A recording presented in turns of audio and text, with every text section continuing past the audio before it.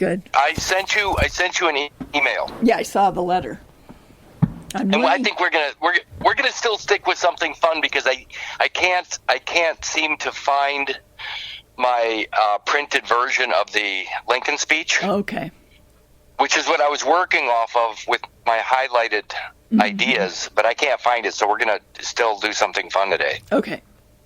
A letter that hasn't been seen by most people in the world, but also, I mean, it was delivered through the registered mail to the President of the United States. Mm-hmm. I think this is a good platform to expose that letter. Mm-hmm. But before I do... And you're good to go right now, right? Yep, I'm good to go. Okay, I'm sitting with at an open garage door in Naples, Florida, looking out into it's already about 85 and sunny. Mm. So it's really pretty right now. And again, Debbie, we're going to cut this trip short because we got too much to do up north. Mm-hmm. Couple of house cleaning. I want to name 3 books that I believe. Have the evidence of the birth certificate fraud if you can see it. Okay. If you can see it. One of my favorite books of all time. It's so dense. It's a small little paperback. When I say small, I mean it's small in pages, as in 137, but it is dense in material. Mm-hmm. It's called Legal Fictions by Lon, L-O-N-L period Fuller. Lon L period Fuller. Stanford I'm sorry, what? F-U-L-L-E-R. F-U-L-L-E-R. Lon L period Fuller, Stanford University Press. Legal Fictions. Unbelievable.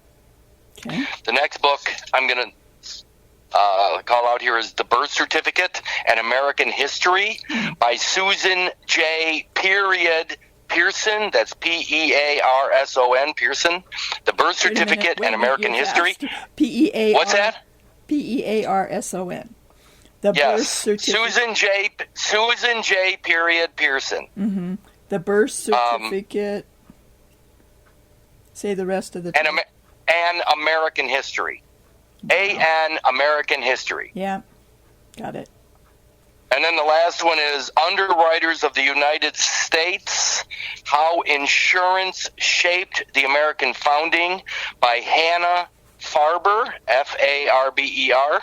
And that's the book that when you understand all the rest of this, when you understand the birth certificate, when you understand legal fictions, then the concept of insurance and insuring a character makes sense, because an act of God is an uninsurable event. So if we're all biologically, through fertilization, products of an act of God, we cannot be insured. Mm-hmm. So they created an insurable character that they could control, 100%. Mm-hmm. Mm-hmm. And it's all based, and that character has to come from something of substance. Mm-hmm. And that substance was the biological, the fetal material. I'll call it fetal-maternal material. But my fetal property, my origin, my biological origin, and which is the origin of the species for all of us, also the act of God, the evidence of the act of God, all of that was amputated from me. Now, I don't know whether it was amputated from anybody else, but it was definitely amputated from me at the port of entry to the New World coming outside the womb. They clamped and cut the only connection that I had biologically to my godly origin. So they did that when they cut the umbilical cord. Yes. Which leads to this letter that we're going to talk about today. Mm-hmm. Now, this letter is also just more fun because the Lincoln speech is very difficult, and I'm not prepared, obviously, to have that. I don't have that with me right now down here in Florida, so we're going to still do something fun to put up at New Word Order. Let's see. So you have the letter. I sent it to you. Yes, I got it open. Okay, by the way, this letter is available at the P-Cloud site. I should also give a shameless... Oh, by the way, I will be on Crow 777 again. Okay. I talked with them guys yesterday, and I think they're pretty stoked about where this matter is going, what we've discovered since the last time we've talked. I mean, Crow and I. So I think it's going to be pretty good. It's going to be probably around the 22nd, I think we record, of this month. Okay. So be looking for that at Crow 777. Cool. All right, ready? Mm-hmm.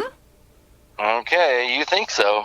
It's always a ride. You think so. How you feeling? Are you okay? Yeah, I'm good. Okay. All right. Now I'm drinking coffee. I'm probably on my 10th cup, but it's a big cup. So it's really, I've only had like 3 cups, but it's probably 10 cups according to the cup measurement of coffee. So are you having whole hemp coffee?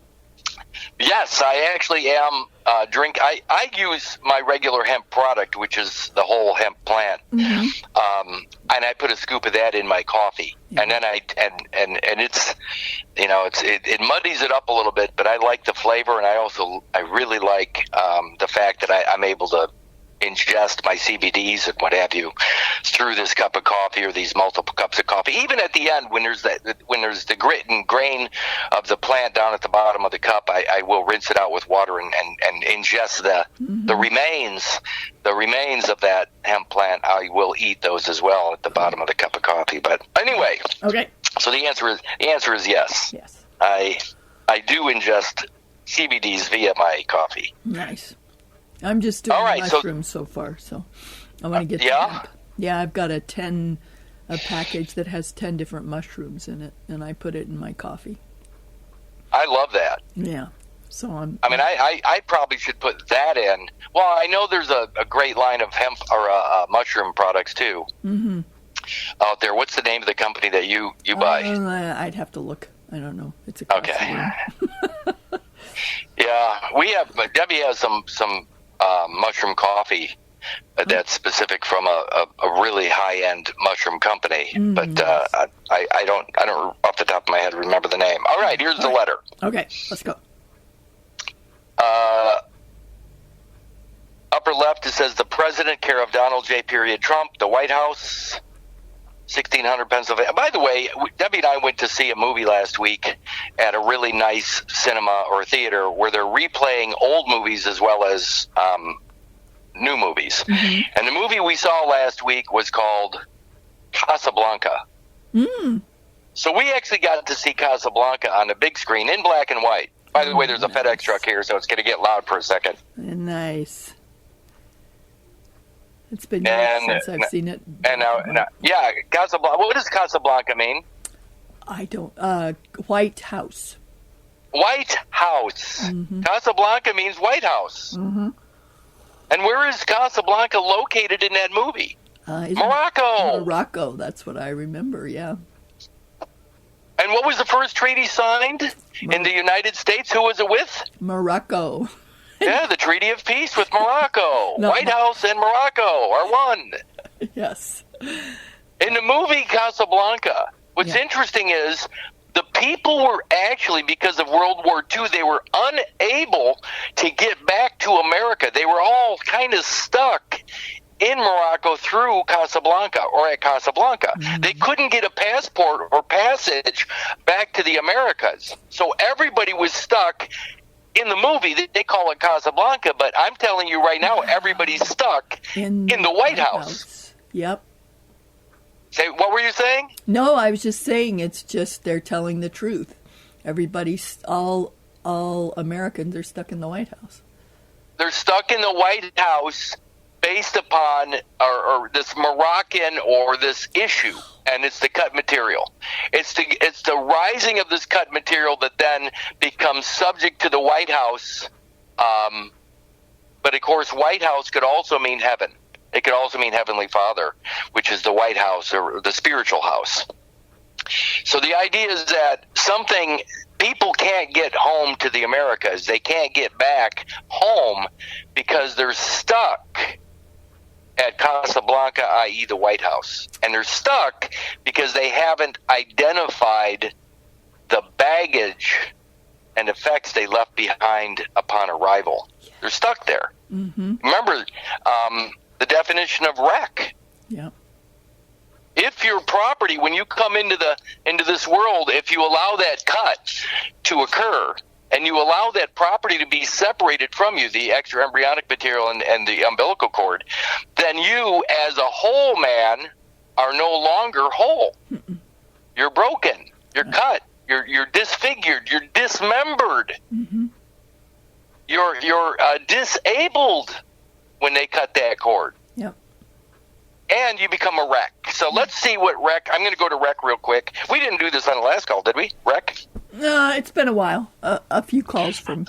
It's been a little bit since we've done rec, but I'm always open to it. So I'm at Black's Law, page 1441. Okay. Rec. WRECK. Okay, just a second. Let me grab my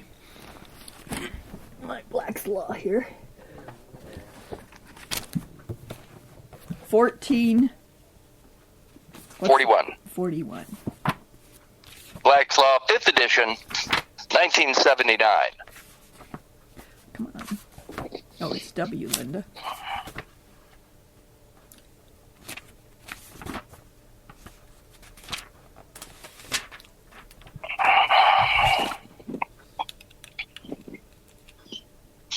So I'm going to read the definition. Go ahead, I'm there. And then I'm going to point out some really, really, really important things. Wreck, to destroy, disable, or seriously damage, to reduce to a wreck or ruinous state by any kind of violence, like the cutting of the umbilical. To overthrow, shatter, or destroy, to cause to crash or suffer ruin, synonymous with ruin, smash, and demolish. Its antonyms are save, salvage, and preserve. Destruction, disorganization, or serious injury of anything. Next paragraph says goods cast ashore. By the way, definition of goods is, or one of them? Unborn of animals. Unborn of animals is the definition of goods. So now look at it. Goods cast ashore by the sea and not claimed by the owner within a year, comma, or other specified period, which, in such case, become the property of the state. The term applies to property cast upon land by the sea, to jetsam, flotsam, and liggen. In other words, the boat you came in on, it could be the mothership, mom, or the mother, or it could be the vessel itself that you were inside of, the ark, so to speak, of the covenant. Yep. Again, it's biological, and you did leave it behind. So it could be viewed as a boat or a vessel cast ashore after the tempest of birth. Mm-hmm. Yep. What I'm getting at is wreck. Again, when they cut that stuff and they leave that behind, it's almost like your baggage, the baggage you were carrying on your way here, ended up on the carousel at the airport, so to speak, and you forgot it. So now your bags and effects have been left behind, and it could be looked at as if they belong in a lost and found. Mm-hmm. Because no owner has within the year, nobody came back and claimed it.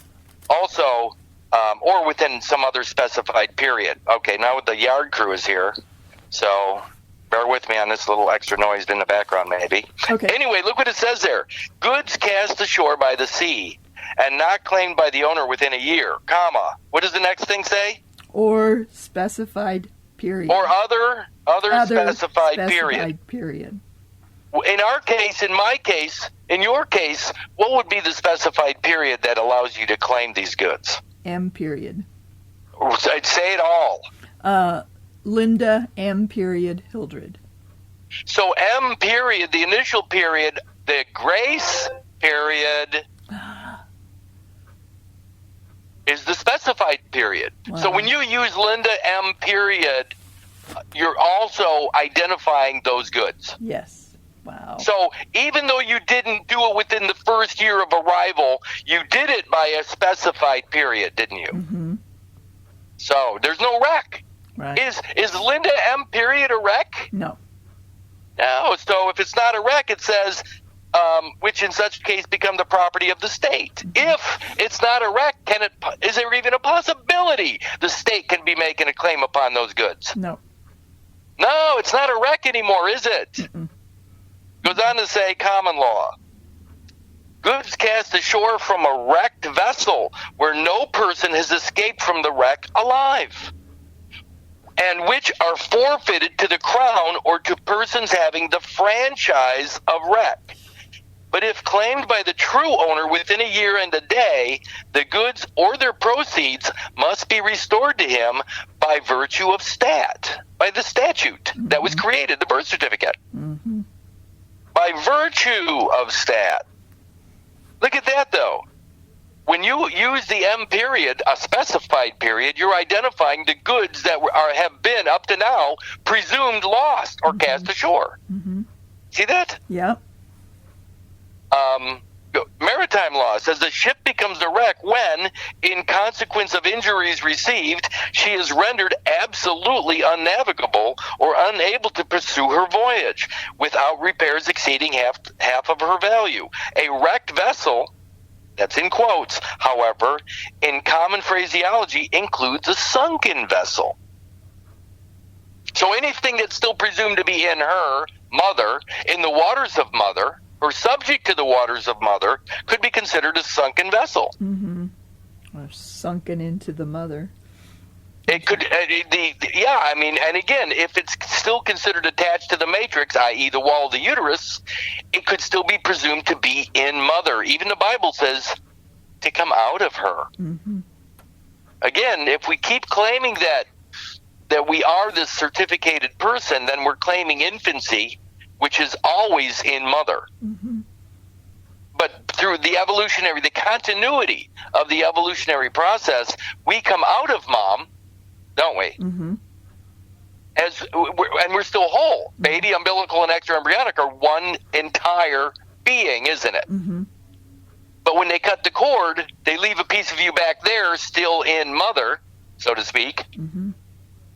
And then the evolutionary process for the cut material stops. It's called an abortion. Mm-hmm. It's an aborted vessel. Mm-hmm. Okay. I think one of the things that I notice here too is both in their common law and maritime law, they're basically and that you're getting a specified period, a year and a day. It's like if you know what it says, then none of this applies to you. If you know how to express all of your being from the beginning, i.e. fertilization, if you know how to express that, then you are not a wreck. The only way I know how to express all of my being from the beginning, which includes the infant material or the fetal material, is Curtis R. Kallenbach. Yeah. That's the only way I know how to express that. Me too. Okay. Now, by the way, I didn't know how to express that when I wrote this letter. As you can tell by the upper right-hand corner, the name being used. This letter was written and received by the president in the first 3 months of the year 2020 Gregorian, correct? Mm-hmm. Mm-hmm. Right. All right. And I'm sorry, what? You said you didn't know how to express it. Is that what you said? I didn't know it then. Right, exactly. So when people say, well, you never talked about this before, hey, I didn't know it before. Right. And I don't know anybody that knows it other than us at this point. Mm-hmm. I mean, that hasn't been told it to them or expressed to them. We had to find this. We had to see it for ourselves. Yes. And discover it. Nobody told us about this. Right. We have been dancing around the initial period for quite some time. And hell, I remember a couple of years ago, almost now, sitting out here talking about that initial period with you and contemplating whether or not it was something important. And ultimately, it is. Right, and you even had it clear back when you got the letter that called you a friend of the court. The friend of the court, yeah. Mm-hmm. The amicus curiae, or friend of the court, letter from the Department of Justice, it did say it was addressed to Curtis R. Kallenbach, and that it was addressed to a friend. Uh-huh. So they didn't, nowhere in my communication with them did I ever use the initial period. Right. But when they communicated back to me after having seen that that authenticated birth certificate and such, what they did is they said, okay, this is a friend of the court, amicus curiae, and we're going to send all this back to him because we don't have anything to do with this material. So they sent all of what I sent them back, but they didn't send it back to Curtis Kallenbach. They sent it back to Curtis R. Kallenbach, and they opened with "Dear Friend," didn't they? Mm-hmm. And that's an indicator. Right, and they were basically saying, I can't communicate with Curtis Kallenbach, only Curtis R. through that. And that's who they sent it back to. Mm-hmm. Yeah, and again, that's very obvious. So I sent this to the president, care of Donald J. Trump. And here's what the letter says. Dear Mr. President, comma, a violent crime occurs at the interstate unborn-born threshold to the new world when one's unique and exclusive property, his native DNA, is taken via ritualistic dismemberment, in parentheses abortion, of an infant/baby's extraembryonic vestigial membership, in parentheses arc, vessel, shell, destroying scientific evidence of one's direct, non-severable paternal connection with the timeless laws of nature and nature's God. A conversion occurs with the issuance of a revolutionary birth device or memorial stone marker derived from the thing, in parentheses goods, severed, proving the incomplete delivery or broken bulk of one's original package is intended to deprive the true owner the absolute bounty of his entire godly heritage permanently. In case of a male, an additional crime occurs with the violent removal of his foreskin. Wow, that's just paragraph 1. I'm going to just read the whole letter first. Okay. Paragraph 2. To be clear, while the First Amendment of the United States Constitution states that Congress shall make no law respecting an establishment of religion or prohibiting the free exercise thereof, such cannot be established via violent crime upon an innocent newborn in order to invent a distressed/derelict vessel taken for granted as a faith-based deposit or one sacrificial pound of flesh. For the truth of the matter is, Mr. President, when initial measures are taken by violence, all subsequent acts are ex injuria jus non oritur.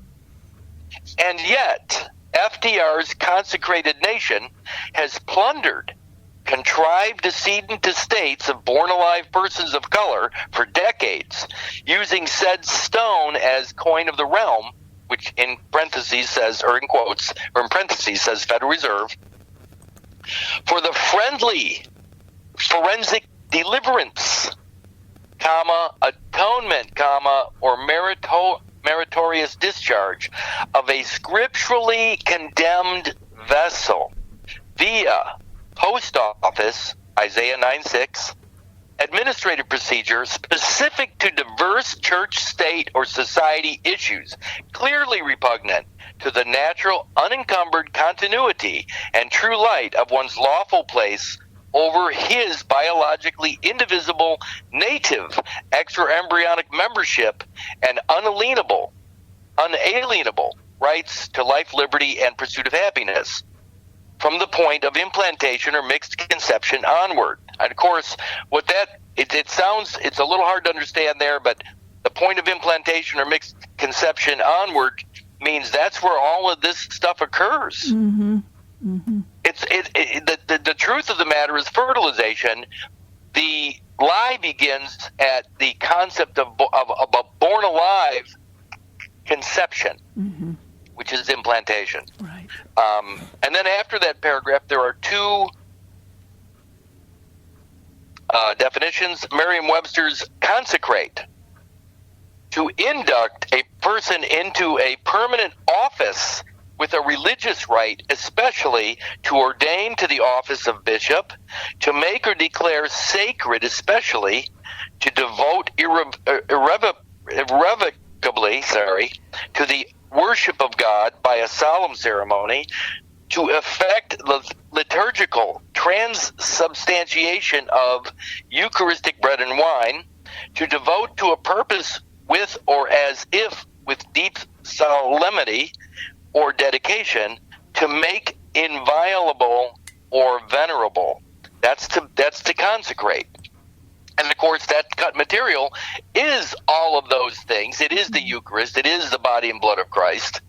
So FDR did do that in 1933. He did create a consecrated nation through this cut material. The next definition is Peter 2 in the King James Version of the Bible, 9 through 6. It says, therefore, it is also contained in the scriptures. In the scripture, behold, I lay in Zion a, capital A, chief cornerstone. It's interesting that in this passage they actually have a capital A where it doesn't make any sense to capitalize. Behold, I lay in Zion a, capital A, chief cornerstone, elect, precious, and he who believes on him will by no means be put to shame. Therefore, to you who believe, he is precious, but to those who are disobedient, the stone which the builders rejected has become the chief cornerstone. And A, again capital A, stone of stumbling and a rock of offense. They stumble, being disobedient to the word to which they were appointed. But you are a chosen generation, a royal priesthood, a holy nation, his own special people, that you may proclaim the praises of him who called you out of darkness into his marvelous light. Again, that's the cut material. If you're whole, do you stay in mother? No. No, if you are considered biologically or integrated, if you have integrity with your entirety, your biological entirety, it's all or, remember, this is all or nothing. Yep. The only way you come out of mother is all the way. If any piece of you stays behind through some manipulative efforts of a medical society or a religious society to keep you behind, to keep a piece of you still attached to mother, that's that. You're not whole. You're not out of here. You're still in the dark. You're still in the womb. Yep. And that piece, of course, dies. Yep. It dies without the breath. Only the baby takes the breath. Yeah. The rest of baby that's been cut off doesn't have spirit, does it? Nope. It's anti-Christ. Yep. It has no spirit. It has no breath. Yeah, the cut material becomes the stone, and then it's the chief cornerstone that builds the whole structure that they've created. Again, people think the Masons or the Freemasons only built brick and mortar structures. Well, they also built ideas and conceptual constructs for the mind. So they imprison everybody in a mental construct. I just am having such a thing with the word. All of these words have con in them. Concentrate. It's just like consecrate. How about confuse? To confuse. Yes. Commiserate. I mean, there's just so many cons in it, and it's just like, oh my God, the whole thing is a con. I think it's funny when you see these gatherings of people, Like when comic book gatherings and stuff, they call it Comic-Con. Yes. It's almost like they want to keep using this con as if this word con as a positive. I mean, who doesn't want to hang around with people that like the same things as you? Right, exactly. But yet they call it a Comic-Con. Mm-hmm.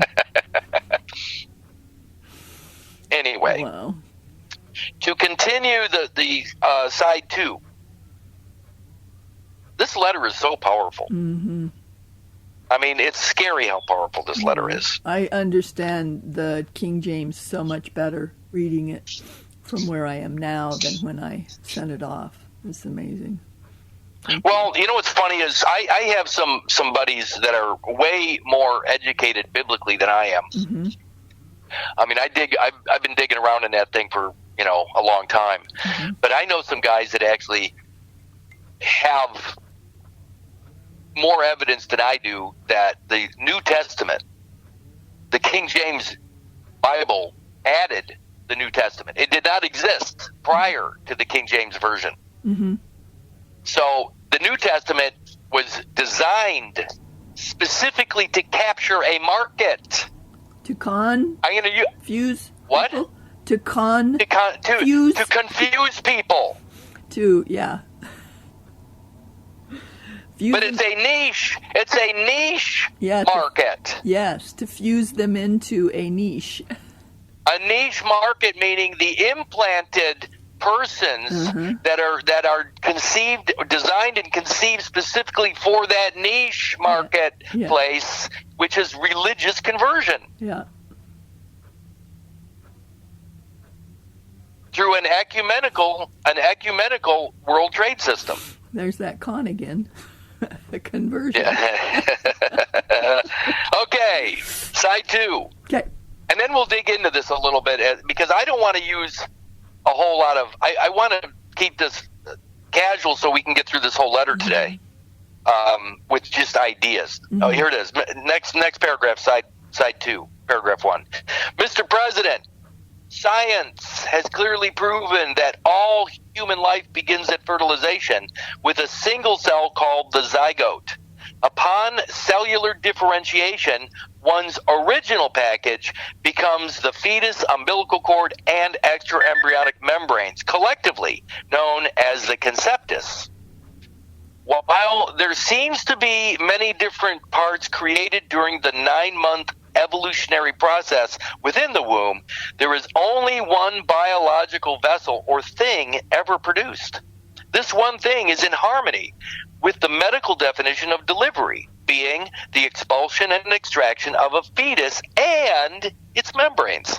In fact, breaking bulk via the violent severance of the umbilical cord, I call it an avulsion, avulsion, avulsion, during the contrived birth event separates the true owner in time and space, both materially and on paper, from the absolute bounty of one's entire godly heritage, giving rise to absurd or contrary claims upon the undeclared extraembryonic remains. Wow, who wrote that? Holy cow! That guy, is he still around? Anyway. It is amazing. And by the way, it's almost time to start drinking beer. My cup of coffee's gone. It's afternoon everywhere in my world. Anyway, let's continue this. Next paragraph. With that said, Mr. President, if such undeclared property were to be placed in trust while the true owner remains unknown, the keepers of such property would be liable for all acts involving said property until such time as the vessel is returned to the true owner. And yet, the feudal idea of commercial spirit as property becomes manifest with the issuance of a counterfeit birth certificate for the undeclared pound of flesh vessel held in trust as security deposit, joining the relative infant as co-conspirator or non-consensual victim of trafficking and racketeering, RICO, The moment the feto-maternal organ, the placenta, is taken, it is important to note that the term feud, F-E-U-D, has the same legal meaning as fee, F-E-E. Don't we see the word fee all over the place? Yep. I mean, when they say for a nominal fee, they're talking about a feud in name. Mm-hmm. And A named feud. Yep. Next paragraph. The legal definition of declaration is a listing by person entering United States of merchandise or other goods brought into country by him. It is extremely alarming to learn that no father or mother is ever told of this congressional requirement at the hospital, which is a port of entry, when in fact such declaration at common law answers to the libel in ecclesiastical and admiralty law, to the bill in equity, the petition in civil law, the complaint in code and rule pleading, and the count in real actions. With the legal definition of goods being the unborn of animals, it is reasonable to think that simply declaring one's remaining fetal vessel, the unborn animal, preemptively defeats forever all absurd or contrary claims, for in reality there exists only one continuous spirit-filled living thing from fertilization onward. Wow. Yeah. Hey, next paragraph. In Executive Order 13896, you stated, crime, especially violent crime, denies people their unalienable rights to life, liberty, and pursuit of happiness. One recently witnessed the total defeat and final burial of a great man. This man supported 6 children as a self-employed engineer, never taking a government handout, all the while being forced to sacrifice his being to a parasitic system founded entirely on a violent crime separating him from his entire godly heritage. During his 81 years, he was unable to own anything produced through his own effort due to the fact that all his property was deposited into a trust account established for aborted vessels. Meaning, this man lived his life as a pauper, vagabond, and fugitive from justice based upon a birthday counterfeit. Mr. President, this man was my father. Yep. Next paragraph. In my own 59-plus years of life, I have also experienced both economic ruin and physical terror made possible only by the split personality of such birthday counterfeit. As one writes this letter today, my only begotten son is being trafficked by a Belvedere, Illinois court using the said birthday counterfeit as evidence of his separation from his own godly heritage and liberty. Thomas Jefferson stated, God who gave us life gave us liberty, meaning only God has the authority to take one's liberty away. By the way, in 1 Corinthians, it also says the spiritual man shall be judged by no man. That's right. That means that as long as you're breathing, there's not another man that can judge you. That's right. Does the cut material breathe? No. No. So the cut material is the biology that's in this system. Mm-hmm. The breathless, dead, decedent state that is only created through the cut. That's the only matter that's being judged. Yep. As long as you're breathing. Yeah. And as long as you evidence continuity, biological continuity from fertilization, there's no way another man on this planet can judge you. That's right. According to the Bible. Mm-hmm. And the only the decedent only the dead can be insured, only any of it. The living. You mean only the fictitious that's what I'm decedent estate can be insured. Yeah, the decedent. That's what I said. The decedent is the only thing that can fictitious decedent. Yes. Because it's the fiction that they create that they can judge. Yes. They can't even judge your cut biology. They had to create a fictitious character that represents that biology. They still can't even judge the biology that was cut off of you. So they had to create a representation. They reduced that biology to an XY axis piece of paper. So they judge via the paper. They don't judge any of the biology at all. That's So you see the difference between the fiction and the cut? Yep, got it. Mm-hmm. Okay, I'm just trying to be clear. No, thank you. Thank you for clarifying that. That's a good one. Okay. And again, how do I know this? It's because I read legal fictions by Lon L. Fuller. Of course, I read a lot of other things prior to that, but that's the best book on fictions I've ever seen, I've ever read. Cool. Okay, finally, last paragraph, Mr. President, the intentional breaking of the manifest continuity of one's original package at the unborn-born threshold via abortion is nothing short of genocide. That single act destroys the scientific proof of one's godly heritage and 9 months evolution within the womb. Without direct knowledge of one's true genesis, that's small g genesis, by the way, man is presumed spiritually disconnected from the entirety of his godly heritage. Read the letters and declaration provided. It's all so clear. Today is the day to end forever organized crimes, abortion, and piracy of said vessels, and return lifetimes of plunder to the true owners. Silence is acquiescence, and then sincerely, my initial, Curtis, whatever. So, upon the rereading of this, what's your first thought? Wow. I know. I'm still blown away by it, and it's horrible that I even forget this letter existed, which is why I wanted to get it up to New Word Order. Yeah. Let's go back to the beginning then. Let's look at this paragraph. I'm going to let you bring up the highlights. So we read the first paragraph.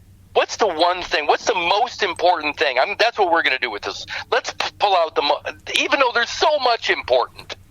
What do you think that first paragraph, what's it doing? What's it establishing? It's establishing the violence of the dismemberment of the cut and that the uniqueness of one is separated. You have this unique native being wholeness, and it's been severed, and therefore your connection to your origin, the laws of nature has been severed, and then it gives rise to this revolutionary birth device or a memorial stone marker. Yes. A landmark of sorts, and they're saying, and that's where X comes in. X marks the spot. That's where you fell. When that piece of you is cut off, it becomes the fallen man or the fallen angels, depending on how you look at it. Yep. So it falls to the ground. I'm talking metaphorically falls to the ground, but it could be located. Let's say that when my mom on the 4th floor of Swedish American Hospital, when I come out of the womb and they clamp and cut that cord, when I get wrapped up in the swaddling clothes and I go home with mom and dad, but the material that comes out after I do, called after birth, which they are now presuming to be waste material that they can collectivize or collect and collect as a human specimen, that physically, let's say it falls out of mom onto the table of the birthing table or the birthing ward or the birthing room, whatever. But that table's located in that room. That room's located in that commercial hospital, that corporate hospital. The hospital's located in the city of Rockford or the county of Winnebago. That county is located within the state of Illinois or Illinois, and the Illinois is located within the United States, which is located upon or part of the Americas. And of course, the Americas have been claimed by the Pope through Inter Cetera and the doctrine of discovery. So you can see all these potential jurisdictions based upon the cut. Yes. But if the cut is not allowed, because the truth of the matter is your WHOLE from fertilization onward, if you're not allowed to be pooled, your DNA is not allowed to be collectivized or pooled into a cesspool, a DNA cesspool of public DNA, then your wholeness, WHOLE, your wholeness removes you from all potential fictional jurisdictions. Yes, and that's why 1 Corinthians says, the spiritual man is to be judged by no man, because living men don't judge each other. Mm-hmm. And this first paragraph is also stating that you know what has happened, that one knows what's happened, and you're noticing someone who's in a position to do something if they choose. Well, if you just Google president, that one of the definitions that comes up right away, just without even going to Webster's or anything, it says a celebrant at a Eucharist. That's right. At a Eucharist. So they're celebrating. The president is a celebrant to Eucharistic matters or material. Yes. And if he's the only one celebrating for the United States, in other words, he's the president over all the unclaimed Eucharistic matter, the cut material. He's the president. Mm-hmm. If he's the only celebrant. I mean, it's almost like the Pope. The Pope is considered what? The vicar of Christ, which is a stand-in until Christ comes back. He gets to pretend that he's the vicar standing in. Well, I mean, I don't care, because I already know my wholeness, and by knowing my wholeness, I know there is no break. So I fall within Luke 5:31 that says, "They that are whole need not a physician." Jesus' own words: "They that are whole need not a physician." And you also, I'm not broken. Right, and we also stay within the connection with the timeless laws of nature and nature's God from the Declaration too. From the Declaration of Independence. There it is. So you've identified your true independence, but you've identified it through the laws of nature. Yes. You're not arguing that you don't owe taxes. You're not arguing for some treasury account. You're not arguing against some straw man. All you're doing is pointing out the truth of the matter. You're truly standing in truth. Me and the squirrel, we don't do no taxes. We don't. I like watches. Don't get me wrong, but I've never seen a squirrel wearing a watch. That's right. Subject to the Gregorian cut. Kronos taking his cut. Yeah. Oh, I have to tell you, the squirrel and I don't understand that clock time. It confuses me all the time. So, what language are you and the squirrel speaking? That I can't identify that accent. If there was an accent, it would have to be Latin, because that's what Latin Catholicism would be using against us, or the language of Latin. Yeah. It's Linda's silly accent. That's what it is. Yeah. Again, what is my favorite document regarding the shell washing ashore? Do you remember that document? Yes. God, what is the name of that? I'm going to try to find it, but I can't remember the name of it right now.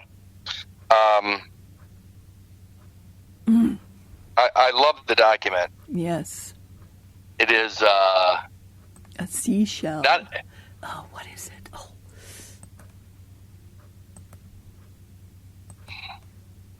A shell washes upon the sea.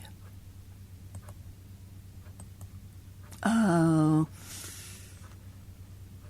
God, we both have no brains. Bad memories? Yes. What is it?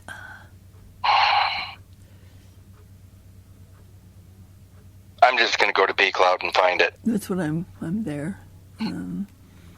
I'm going to go into 2022 file. Oh, okay. Because I think I redeposited it there. Would be a less to look at. Just because it's going to apply.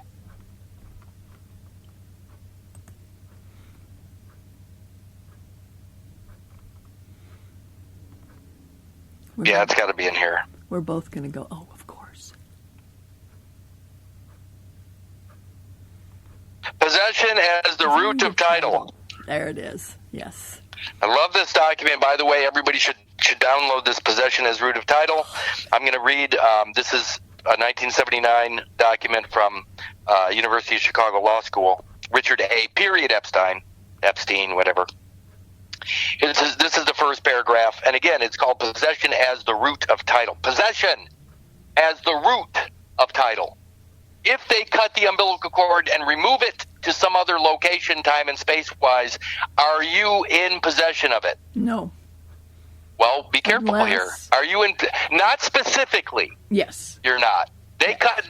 When they cut and remove that from you, you're no longer physically possessing it because they cut it off of you. Yes. They amputated it. Yes. But if you're still using that unique DNA, Linda, are you still in possession through the concept of evolution? Yes. Well, certainly you are. It's exactly the same material they cut off. You're still using it, aren't you? Yes. So you are still in possession of it. Yes. Have you ever let go of possession in spite of what they claimed they cut off of you? Have you ever not been in possession of that DNA? No, it's impossible. It's impossible. You'd be dead. Mm-hmm. On your final breath, which is an exhale or an expiration, when you expire, the last breath, when your spirit leaves the body, you, the owner, the spirit, will no longer possess that body, will you? Nope. But if you're still breathing today, if you're still inspired, if you're still spiritual, because that's what breathing means, if you're still spiritual, are you still in possession of that body, that DNA? Yes. Of course you are. But if you claim a birthday, then the material cut off of you. If you're claiming the birthday, if you're claiming Jesus as your Savior, are you mentally no longer possessing that material? Yes. I'm living in a fictional delusion in that case. And that's the definition of Genesis, capital G, a Jewish or Christian narrative. Yes. So you have fallen for the narrative. You bought into a false narrative. Yes. Remember, caveat emptor, let the buyer beware. Yes, and it also is I don't buy it. And it's also the definition of insanity, too. To continue to do what, but yeah. Well, I mean, but look at possession as the root of title. Yeah, if I'm living in a... Possession as the root of title. Okay, go ahead. The problem stated, this is the first paragraph, I don't need to go any further. A beautiful seashell is washed ashore after a storm. Well, mentally, just think of the birth process. Mm-hmm. The afterbirth is that seashell. Yes. You were inside that shell, by the way, weren't you? Mm-hmm. But now you're not inside that shell, are you? Mm-mm. Okay, so it's a seashell. It's from the sea. It's from mother's waters. A beautiful seashell is washed ashore after a storm. A man picks it up and puts it in his pocket. A second man comes along and takes it away from him by force. The first man sues to recover the shell, and he is met with the argument that he never owned it at all. How does the legal system respond to this claim? How should it respond? The same man finds the same shell. Only now the state, through its public processes, comes along and insists that the shell belongs to the common fund. It offers the man nothing for it, claiming that the shell was found by luck and coincidence and not by planned and systematic labor. How does the legal system respond to this claim? How should it respond? The fact of the matter is, if it's not lost, it can't be found. Mm-hmm. If you don't lose it, it can't be found. Right? That's right. And if you're still using it, did you ever lose it? Mm-mm. No. Unless you lost your mind... Mm-hmm. and you are disconnected from it, if you're mentally incapacitated because you believe in a birthday or you believe in salvation through a character known as Jesus, when you mentally disconnect from reality, you have lost your capacity, your legal capacity. Mm-hmm. If you don't know you're all here, if you can't keep your integrity based upon the knowledge that begins at fertilization, mm-hmm. you're lacking integrity. By the way, lacking integrity is exactly what the cut implies. So when you claim a birthday, you're also claiming to lack integrity, aren't you? Yeah.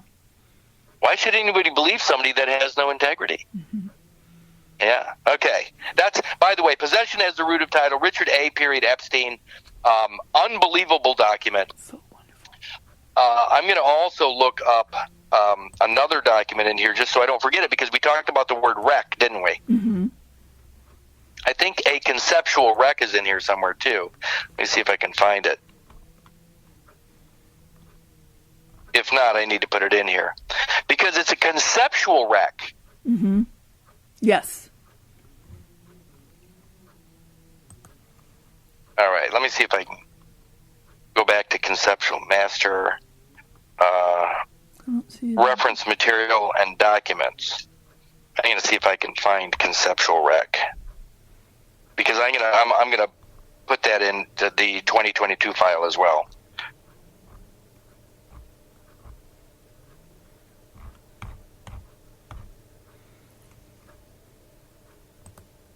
This is going to take a few minutes here, I think. Okay.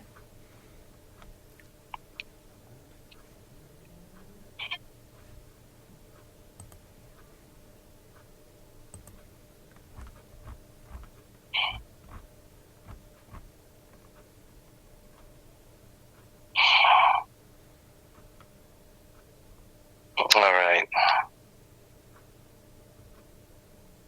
And maybe I'll do it. I'll do that when we're done with this call. But a conceptual wreck is a biggie as well. Okay. So I'll put that in. I'll put that in a file 2022 when we're done. Okay. All right. Back to the letter. Paragraph 2. When I look at this, and again, the part that I don't think anybody can get past is the violent crime upon an innocent newborn in order to invent a distressed or derelict vessel, taken for granted as a faith-based deposit or one sacrificial pound of flesh. It's a violent act against the innocent. Mm-hmm. It's an act of violence. And of course, what we need to do is look up ex injuria jus non orator, because the act of violence itself negates the subsequent outcome. Yes. The violence itself, if something is created through an act of violence, then it cannot be supported legally. Mm-hmm. So ex injuria, I'm going to go to that. Okay. Because I think that's the biggie in paragraph 2.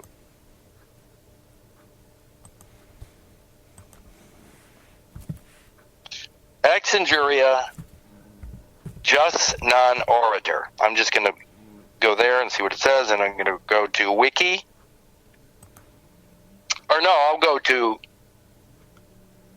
I don't know, let's see what's available here.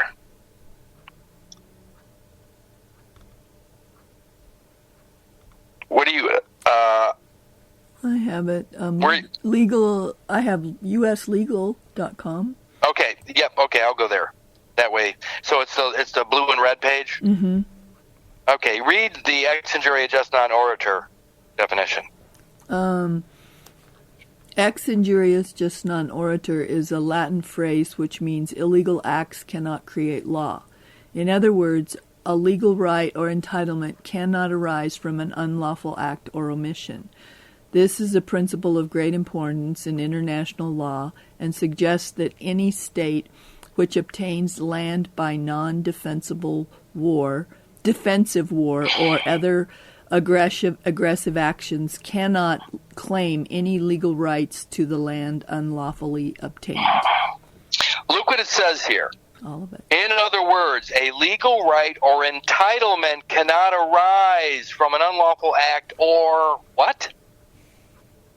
Omission. What's an omission? What is it to omit something? Leave it out. Leave it out. If you leave out the first 40 weeks or 9 months in the womb, is that not an omission? Yep. There it is. What they do is they create a Humpty Dumpty situation where they break you by your own omission. When you claim a birthday, you're broken. Mm-hmm. When you claim to require a savior, you're claiming to be broken. Mm-hmm. Even Jesus, in his own words, says, "They that are whole need not a physician." Mm-hmm. So if you're whole, according to Jesus' own words, do you need Jesus? Nope. No, not according to his own words. Mm-hmm. You don't need him if you're whole. Why? Because you and him, the Lamb of God, the material in the womb, are one and the same. That's right. If you are whole, you are whole. Yep. That's the material that gives rise to the Jesus character. The material that they cut off of you gives rise to the Jesus character. Right. And if you're whole, By the way, I and the Father go are ahead. one. Well, if you're whole, Well, you and the zygote, the father of that offspring, are one. that's right. My dad gave 23 chromosomes, so my dad is not going to be this heavenly father or the father. According to where did I come from? I came from the seed, i.e. the zygote, which had 46 chromosomes. So I and the father, the seed, the zygote, are one. Yeah. Me and my dad are definitely related because my dad donated 23 chromosomes along with my mom donating 23 chromosomes. Correct. But my dad's 23 chromosomes is not my 46. No, it is not. The zygote has its own offspring. That's right. By the way, Jesus, Jesus, the French word for I am, which means present, je suis, Je suis. is Jesuis. If you take my presence out of je suis, you take the I out of it. Yeah. What are you left with when you take my presence, my I amness? What do you have left when you take the I out of je suis? Jesus. You have Jesus. In other words, Jesus is not present. Mm-mm. And claiming non-presence is death. Mm-hmm. Even Shakespeare said to be or not to be. Well, there's your question. Mm-hmm. Again, an unlawful act or omission. If I omit the first 40 weeks in the womb, or if I omit all the time out of the womb, either way it's an omission, isn't it? Yes. Either way it's an omission. Yeah. The only way I don't omit something is going all the way back to fertilization and not being broken. Mm-hmm. Not being broken in spirit, because the breath, I started taking my own breath outside the womb. Mm-hmm. I was still taking a breath inside the womb through mother, Yes. through mom. Yes. In my case, mom and mother were the same. Mm-hmm. Me too. But I was still filled with spirit. I still had the breath of God in me in the womb. Mm-hmm. With my mother, my mom, as the go-between. Yep. But then when I came out, I started breathing on my own. I came out of her, and I was filled with the Spirit, my own. Yes. All right, back to the letter.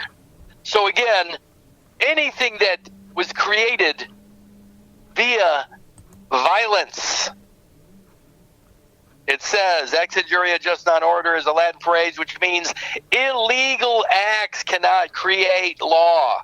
That's right.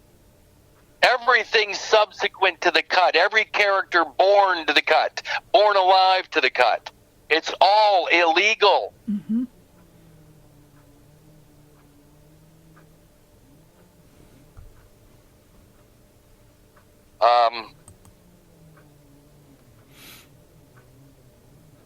That right there, I remember when I sent this, I mean, I'm pretty certain that the first 3 months, the first 3 letters that the president received in 2020,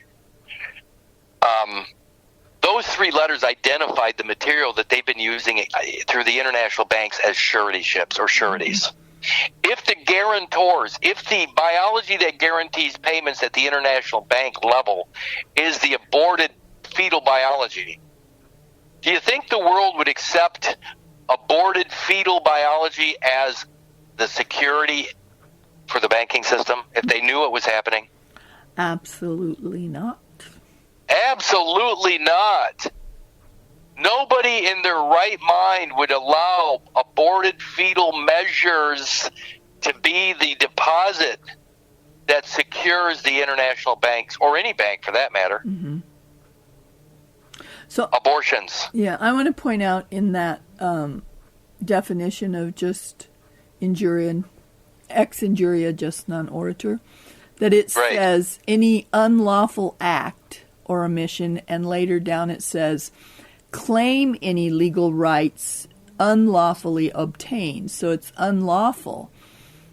When you get into the legal, it means you've already decided to play in that world of fiction, doesn't it?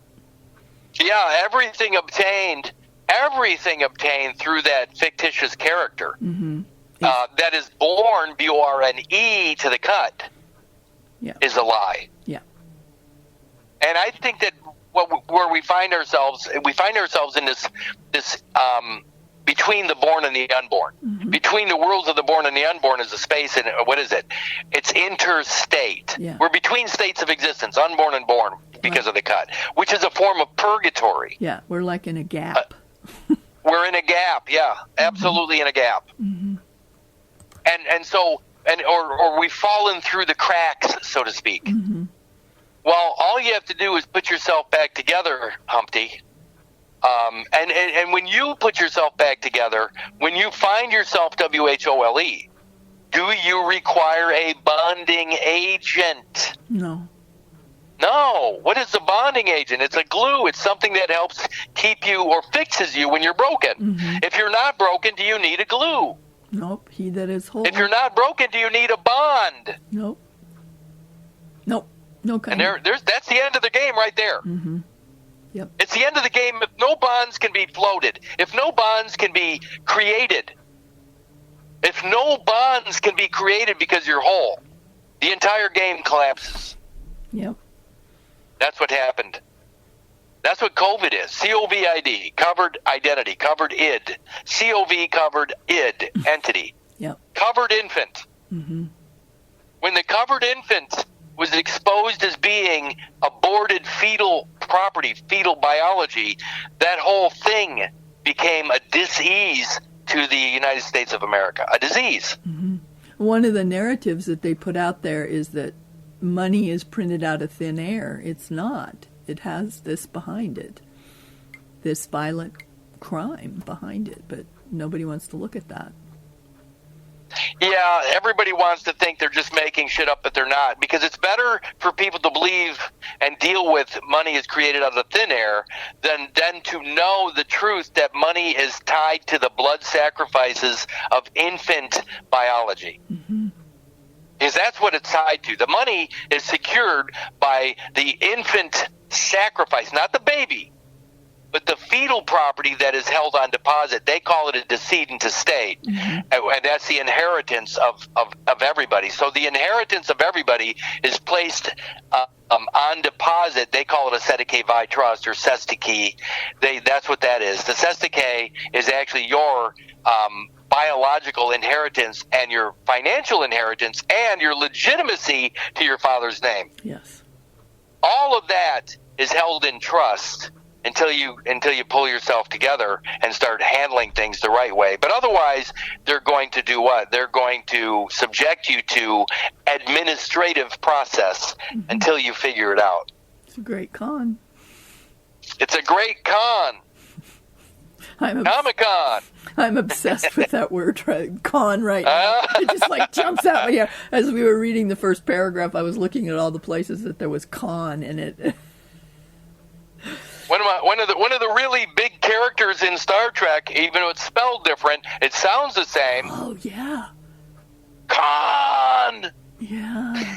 Wow. That's right. Yeah. What was that? Who was that Corinthian leather guy? Oh, Ricardo Montalban was con. Well, look at, I mean, even in this, it's a constitution, Congress. Con man. Yeah. There's, let's see, where's contrived. I'm just reading in this sentence. Consecrate, yeah.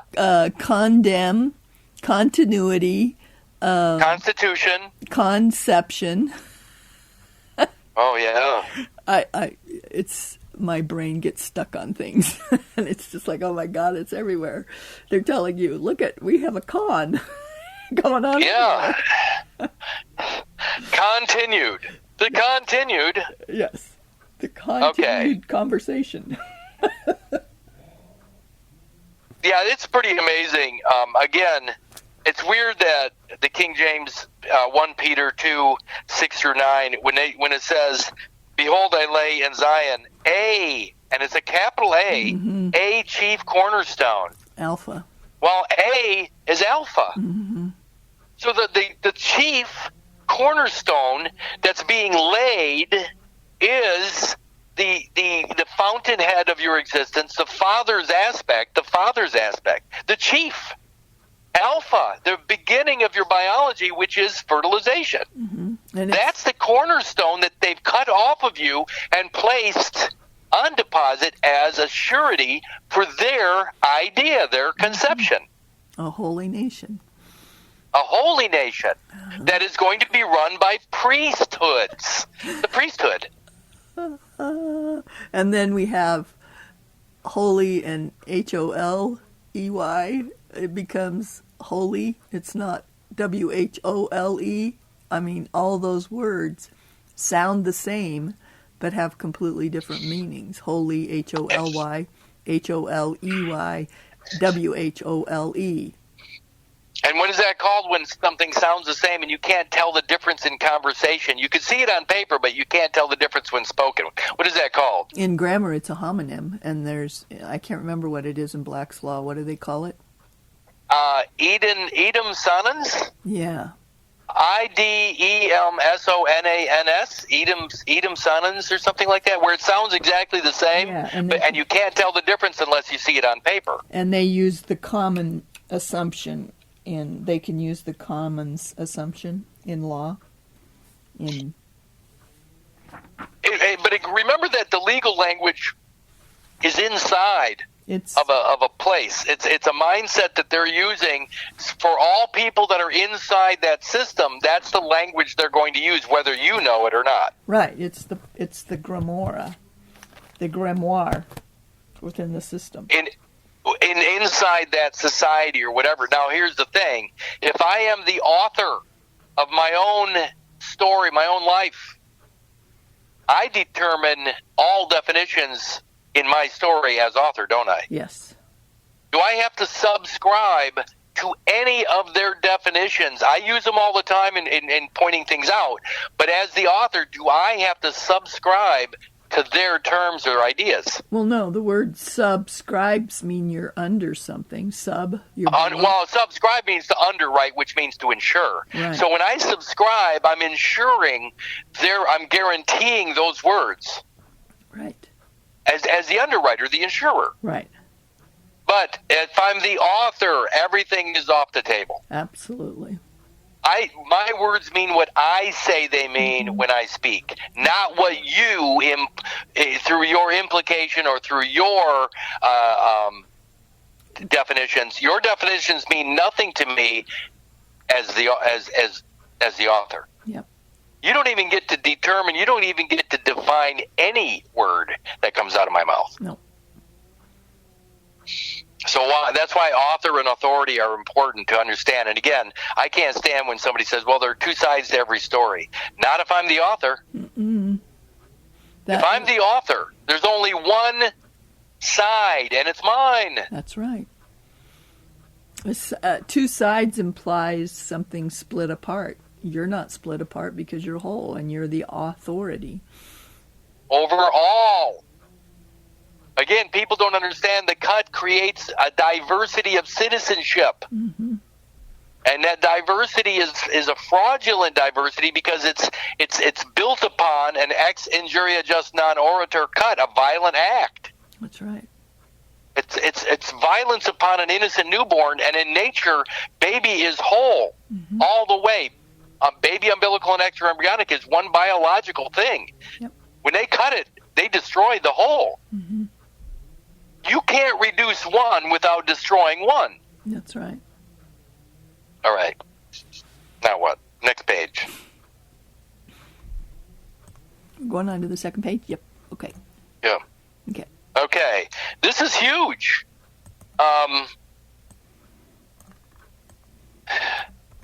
It says that I'm using the concept of the zygote as an original package. An original package. And now we know from that, since this letter's written about the pellucid membrane too. And now we know that maybe the pellucid membrane was part of the original package as the zygote, because it's part of the zygote for maybe as many as 5 days. Mm-hmm. But what's interesting about it, it's almost like the pellucid membrane because it is the fence or the frontier edge, the boundary, the very outside of the zygote. You could almost think of that as like the bow or the, you know, because you untie that and then you get to the wrapping paper and then you get to the box and you get to what's inside the box, which ultimately, if you think of the box as being the extra embryonic cover, then inside the box is actually what? It's the baby or the fetus, embryo fetus baby is inside the box, inside the package. But the original package is all of it. If somebody came to me, assuming that I celebrate a birthday, or assuming that I celebrate Christ Mass or Christmas, and they gave me a beautifully wrapped package, the bow and everything, that gift isn't just what's inside. When they give me that package, do they give me the wrapping paper? When they give me that package, they give it to me in its entirety. The bow and everything else, it's all part of the package. What's inside the package is what people think they're receiving. But they're receiving more than that. It's the entire package, aren't they? Well, that's the same thing with the zygote. The pellucid membrane that surrounds the outside, the material just inside the pellucid membrane, and everything inside that cellular structure all the way down to the very center or the most evolved aspect, which would be the embryo. It's all one thing. It's all one package. Yep. You can't take any part of that package away without destroying the whole. Yep, right. Pretty amazing. Which is what this is about, the original package. By the way, what's really funny is in a court case, remember Brown versus Maryland? I'm going to go to Brown v. Maryland right now. That's from 1827. Yeah. Come on. Brown versus Maryland. It's kind of a weird thing. Brown, as in person of color, versus Mary's land. Maryland. You going? Let me see what it says here. 1827. And I'm going to I'll just go to Wikipedia because it's easiest. Brown versus Maryland, Wikipedia. Okay. I'm there. Now look at Brown versus Maryland, 25 U.S., 12 wheat, 419, 1827. Was a significant United States Supreme Court case which interpreted the import, export, and commerce clauses of the United States Constitution to prohibit discriminatory taxation by states against imported items after importation rather than only at the time of importation. Now, we got to clarify this. Importation. My mom goes into a hospital, right? Carrying in her womb, in her person, another person. But I've always been here. And I've always not been here. If you really look at this, when the zygote, when fertilization occurs, where's my mom located? Here. So the moment of creation, biologically, I'm also located where my mom's located. Right? Yes. So am I ever anywhere but here? No.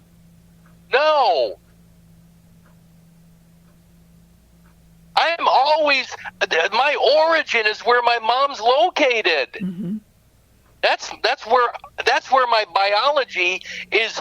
It originates at the same location as my mom, but my mom is part of this world while I am still in the womb in the Garden of Eden.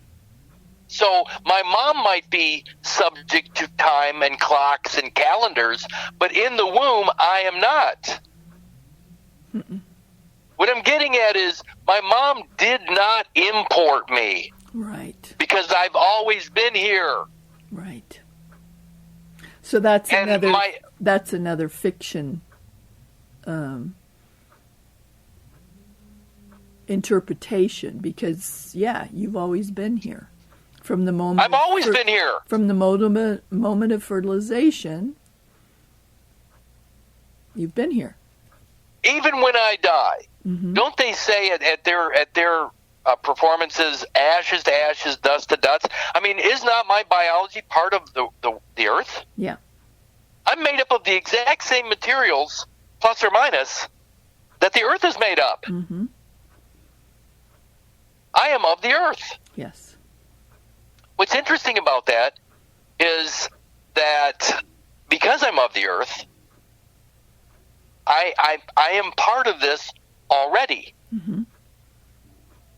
But and think about what they call geoengineering. When they call their chemtrails geoengineering or weather modification or geoengineering weather modification, geo of the Earth, right? Yeah. They're re-engineering the Earth, but is not my biology of the Earth. Mm-hmm. Couldn't they, in theory, be trying to geoengineer the living, since all the living matter is also spirit-filled Earth matter? Mm-hmm. They can say that they're geoengineering, and when you look outside, you think that they're geoengineering the outside world, when in fact they're also geoengineering your biology. Yes. They're changing it Mm-hmm. through the chemicals in the air, the chemicals in the water, all of their ideas. Yeah, all their ideas, and yeah, I just listened to a really interesting conversation about that, and cellular. What cells are actually made of are essentially water. All the rest of what they talk about, viruses, all these different components of the cell, this guy says it's all hypothesis and fiction. It doesn't even exist. It doesn't have to get us to believe it. No, that's the whole point. Is we're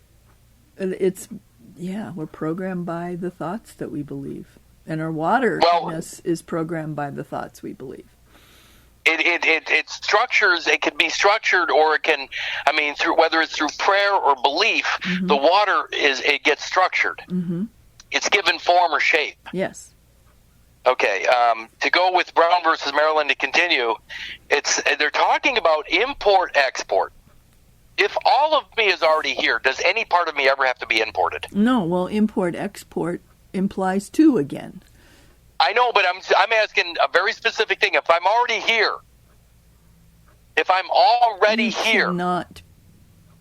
You can't be imported. You are here. I'm already here, so Mm-hmm. nothing extra needs to be imported to make me whole. No. If they cut me, they allow baby outside the womb here, but they cut and leave behind the fetal property, the afterbirth, and it's allowed to be removed to another time or space. Then, if that place, if Rome is claiming that human creature through Unum Sanctum of 1302, if Rome claims it, then to make me whole would imply that I have to import that piece of me. Then they can create a story around that, yes. So now there's an import-export aspect. Mm-hmm. When I'm whole, there is no duality, import-export. And there's also no import alone. If I'm already here, then there is no potential duality. Mm-mm. But the cut creates the duality, or the illusion of duality. Yeah. Which is also split personality, by the way. Yes. I'm talking biologically, Mm-hmm. literally split personality. Yes, absolutely. Two places at one time, which is why they try to get us to agree that protons or things can actually relate over distances. They're trying to get us to agree that these things are occurring when in fact that's all manipulated. Mm-hmm. It's all artifice. It's all artificial. You can only be in one place ever at any given moment. Mm-hmm. But they're going to say that some of your material is communicating with some other of your material over time and space. No, it's not. I hate to say it, but because there's a lot of bubbles going to get burst in this. It's one more. That's all bullshit. It's one more con. It's one more con. Mm-hmm. They're getting us to agree to all kinds of pseudo and quasi-science, which then they can back up what they've stolen from us by saying, no, this is how it works. It doesn't work that way. Mm-mm. It is always all or nothing. Always all or nothing. There's no such thing as compromise. compromise is to be almost whole. Mm-hmm. I almost got what I wanted. Well, then you got nothing that you wanted. Mm-hmm. By the way, and I always use this as an example, there's always something missing supposedly in our life that we're always looking for. Mm-hmm. They created it in 1871 or Silas did, with the cutting or the missing piece of the man. When they cut that umbilical, they create what? A phantom limb. Right, the phantom limb. So then for the rest of our life, we're searching what feels like it's missing from us, when in fact it was violently cut off of us. Mm-hmm. And that's what makes us whole. Now here's what's interesting.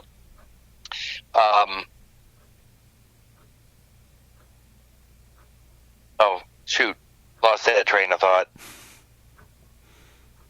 Anyway, let's go back to Brown versus Maryland. Maybe it'll pop in again. The idea is that when we're whole, the duality can't exist. Without the duality, there's no fiction. If there's no fiction, there's no jurisdiction for the living. They had to create a fictional situation. A fictional situation. Situation equals situs. S-I-T-U-S. Situs. Yes. So they had to create a fictional situs, another location that puts you in jurisdiction, in the jurisdiction of something. But if you're whole, you're not within any fictional jurisdiction. That's reality. It says the state of Maryland passed a law requiring importers of foreign goods. By the way, what's the definition of goods? Unborn of animals.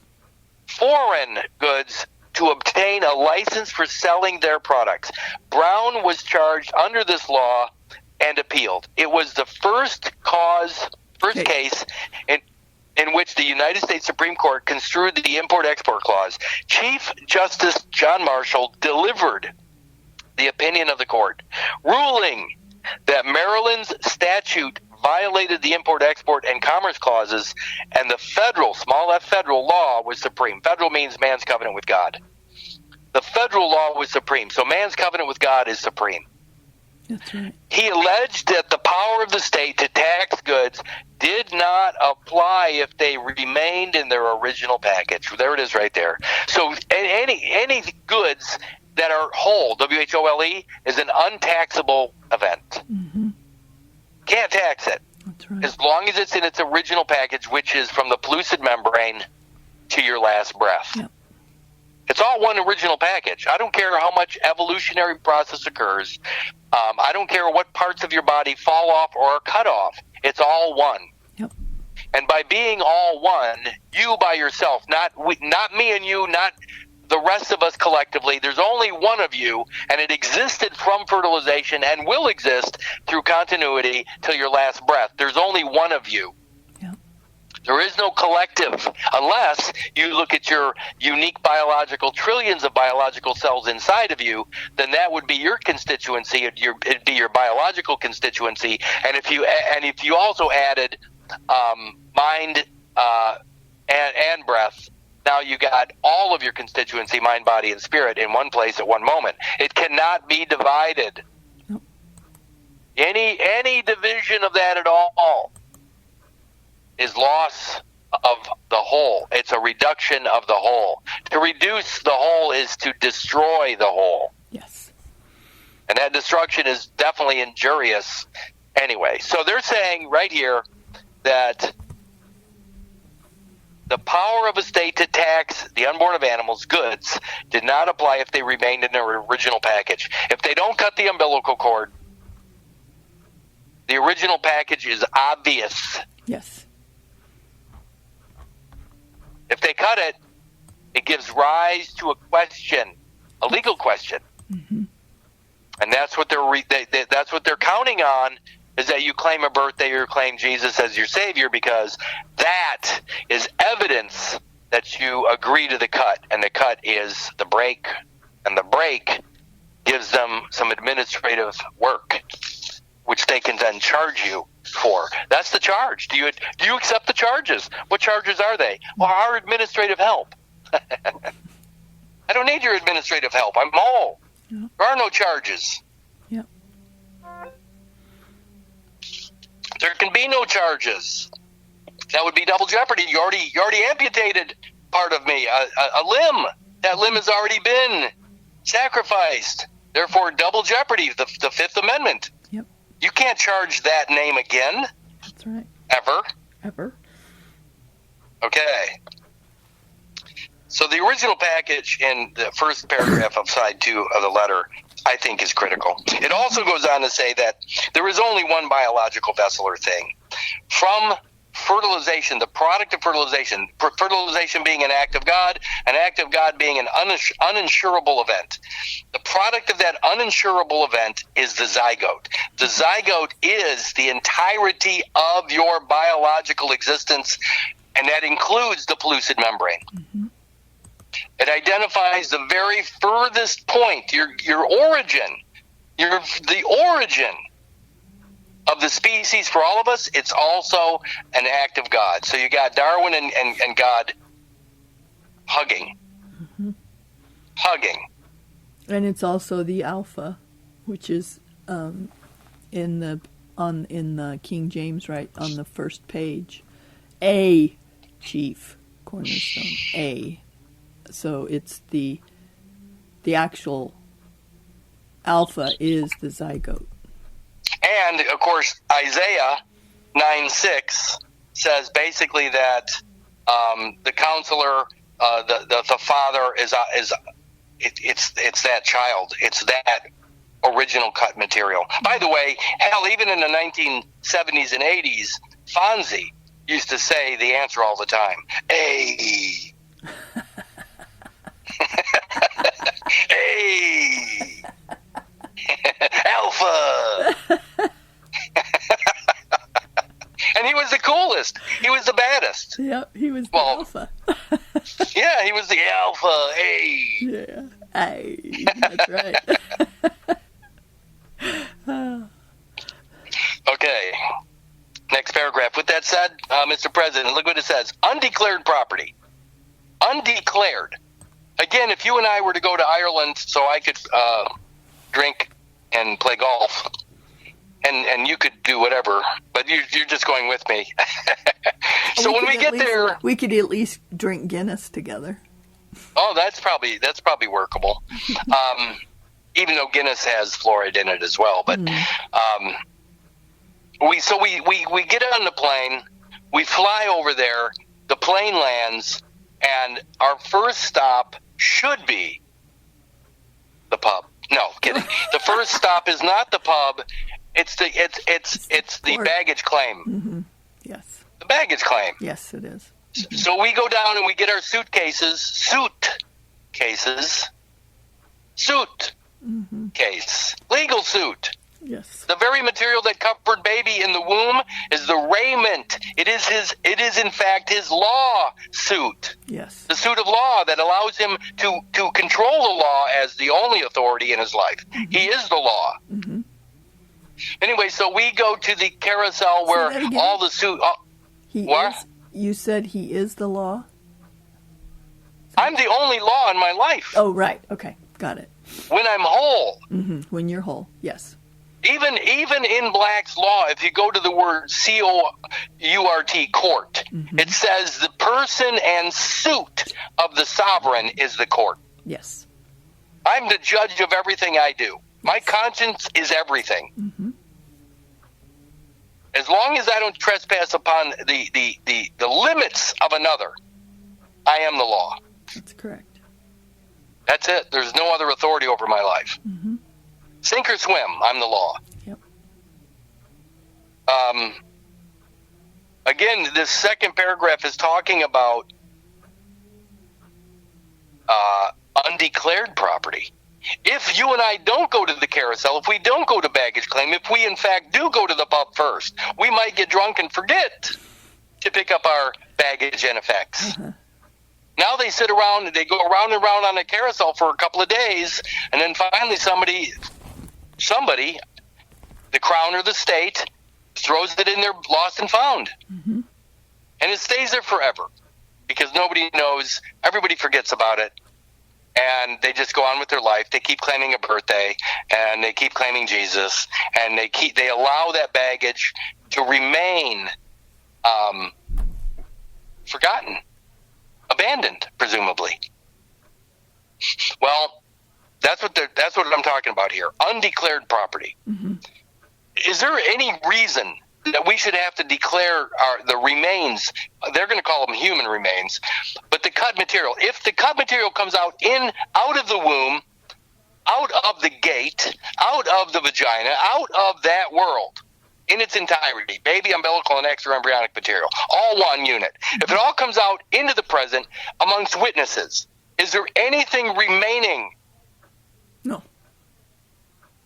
Not until they cut that umbilical cord. That's right. And leave it behind. Then what? Then they can probably say that through their spiritual magic, they raptured that child. That child went to heaven. Mm-hmm. Rapture, right? Yep. There's endless possibilities once the cut happens. In a fiction, anything's possible. That's right. In reality, not so much. Not so much. There's order. Yes. To nature. There's order to nature. I mean, how many times have you watched a movie or a TV show or anything or even read a book where the character dies and comes back to life? Mm-hmm. Yep. It can't happen in reality. Mm-mm. Once something biologically is dead, it doesn't come back. That's right. But in a fiction, in a script, in a novel, they can raise the dead all day long. I can die every single day. Mm-hmm. Yep. Come back tomorrow. Yep. Anything's possible in fiction. In fiction. Mm-hmm. But it's not that way in reality. Mm-mm. Once a biological entity's dead, it's dead. Yep. And I mean really dead. Yeah. If it's not dead, it's not dead. It's that simple. Oh, I came back after 10 minutes. Then you weren't dead. Right. Exactly. It's that simple. Mm-hmm. All right. Undeclared. So declaration is the key here. And that's actually, this paragraph and the next one down are huge. Because, again, by my mom not declaring whatever was in her womb, and I'm talking, this is all make-believe. Mm-hmm. They're saying that when I come out of the womb and my boat, the vessel that I arrived in comes out of the womb is not declared. Mm-hmm. Then it's up. Then it goes into the lost and found. Yeah. I don't. I go home with mom and dad, but now I'm disconnected from everything. I'm disconnected from my legitimacy to my dad. I'm disconnected from the inheritance. I'm disconnected from the dowry offered by my mom. I'm disconnected from everything because they cut the cord. Yep. And that cord then gives rise to a legal fiction that it looks like a birth certificated name. Mm-hmm. And by the way, even in my case, when you look at the birth announcement in the newspaper, it says Mr. and Mrs. Richard Kallenbach announced the arrival of their son, comma, Curtis Richard, comma. Mm-hmm. So the name of the son doesn't have Kallenbach on it, does it? Mm-mm. No, it doesn't. Mm-mm. It doesn't say Curtis Richard Kallenbach as the name of the son. It says Curtis Richard. Mm-hmm. So, I mean, even in the birth announcement, they're very clear that Curtis Richard might be the name of the son, and if it is announced as the name of the son, then it can be nothing else. Right. Adding Kallenbach to Curtis Richard actually makes it not a name; it becomes something else. Yep. That's why the initial for Richard, the R period, identifies something very specific that may not actually be part of me today. The initial period, the 40 weeks in the womb and all that fetal biology, it's not part of me today as far as structure. Right. I'm still using the same biology, the same DNA. Yes. But it's evolved over the last 61 plus years. Mm-hmm. Mm-hmm. All right. So again, the biggest thing here is the concept of undeclared. Mm-hmm. It looks like somebody forgot to declare this unborn animal, because remember, everything in the womb still is considered an unborn animal. Mm-hmm. It could goods. Yeah, the it could goods. also be construed that something was hidden. That not only was it undeclared, but it was hidden from, because only one person came into the port of entry. And witnessed. Uh-huh. The other stuff, where somebody's missing, aren't they? Yeah. It's always an unwitnessed event. I mean, there's people that are, or maybe there's only people that witness this other child come out. I mean, that's where the documentation comes in. But I mean, somebody's missing. Yep. And of course, the whole WHOLE has been broken. Yeah. It's been cut. Mm-hmm. So, I mean, and that's where the bonding agency, that's where the idea of a bond comes in, or the need for a bond is to put Humpty hyphen Dumpty back together again. Again, Judeo hyphen Christian, to put the King of the Jews, Jesus, hyphen, and the living, breathing being together requires a bonding agent who happens to be the Bar Association. And when the mother unknowingly fills out paperwork at that port of entry, she's considered an informant of whatever is going on there too in that world of fiction. So it gets pretty. Oh yeah, remember that what they're doing is they're using facts, and remember, facts are absolutely true. Did the cut occur? Yes. Is it a fact? Is it a matter of fact now? Yes. Is there a piece of you that has been dismembered? Yes. All of that's true. Mm-hmm. So I mean, when a court, when it's just the facts, ma'am, just the facts. That's what they're using in the courtroom. That's how they require their administrative process. That's how everything's happening. But when you know the truth of the matter, and I'm talking about knowledge, KNOWLEDGE, knowledge. Knowledge is the key to this, and the knowledge begins at fertilization.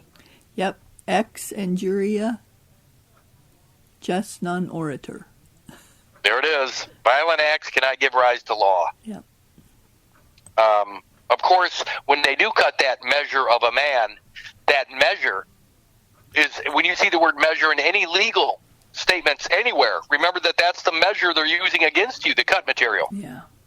Which is a fact of the matter. Mm-hmm. The initial. But it doesn't mean you're still not in possession of it. Yep. If you're breathing right now, you're still in possession. That's right. Of that matter. Okay, albeit evolved. Mm-hmm. And I still consider you pretty evolved. Despite anyway, everything. the pound of flesh. The pound of flesh is interesting in this paragraph because I took that out of Shakespeare's the Merchant of Venice, and of course, the Merchant of Venice is a Jewish financier or banker who then offers to finance this young man's boat. So he can get where he wants to go, but he finances the boat by saying that you are guaranteeing payment of this money through a pound of your flesh. Mm-hmm. Now, the placenta typically weighs right around 1 pound. So, I mean, Shakespeare was definitely identifying the weights and measures of that. What do they call it? Zygote states, where they use that measure for security issues, and that's what they're using today, still to this day. Mm-hmm. And just it's a standard. It's an international standard they're using for an international ecumenical economy, right, based upon the blood of Christ. And just the fact that was written in the time of Shakespeare, that story, kind of makes it so you can't say, "Oh, this is new." There's no group. There's nothing here. I mean, all of this proves that, but that is clear back way before this country even existed. I'm going to have some fun for just a second here. I mean, because we're going to get through this letter, the rest of it, fairly quick. We've been on 143, so yeah, we'll probably be done in 2 hours or whatever. Oh crap! I forgot again. Pound of flesh. Shakespeare. Yeah, the idea. Oh, where was it? That was the idea that, I mean, this stuff is not new. Mm-hmm. It's scary that it's not. It's been in our face the whole time, but because we ultimately it comes down to responsibility or wanting to escape responsibility. I love this thing. I mean, and I've struggled all my life for everything all the time, but I struggle because I won't bend. Mm-hmm. The truth is the only thing, and it always has been the only thing. It's very difficult for me to lie. Don't get me wrong. I'm sure that I've done it in my lifetime many times, but it's very difficult for me, and I can't actually live that way. It's impossible for me to. I mean, I'll have to tell somebody something along the way. If I lied to them or even misled them, I'm like the ultimate kinesiologist. I go weak all the time if I lie. I mean, the moment I tell an untruth or even do something that I'm sort of thinking I shouldn't be doing, I go weak mentally, physically, whatever. And so I'm like the perfect kinesiologist where I go weak and I can't perform at any level if it's a lie. Yeah. And I mean that on every point. Anything anybody can think of, I'm telling you right now, if it's a lie, I'm not in. That's you and I are there together, Yeah, it's horrible. Yeah. It's horrible, but because the world, most people, A, they don't know they're lying. Their body does, but they don't. And B, the people that do know they're lying, then their motive.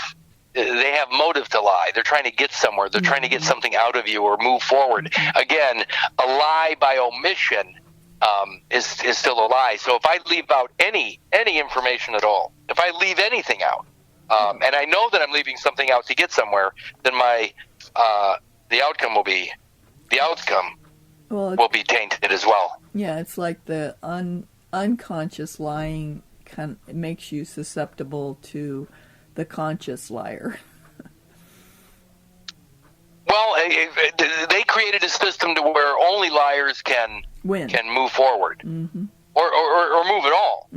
That's because you have to, in order to, when you accept the birth certificated person, it's a lie. So you're basically, the purgatory itself is like a monopoly board.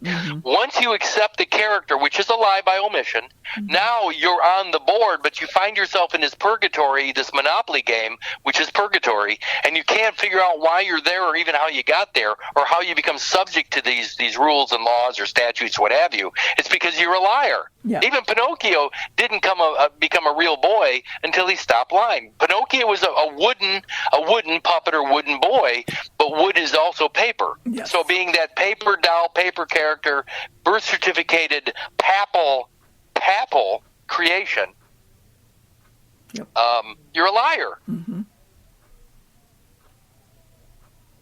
Okay.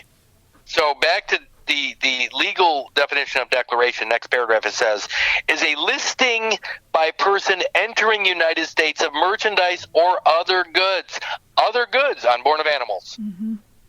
If I'm whole, W-H-O-L-E, if they allowed all of the umbilical and all of the extra embryonic matter to come out, if they allowed all of it to just hang on my belly, what is now a belly button, until it dried up, until I took all of that into me, and it dried up and fell off on its own.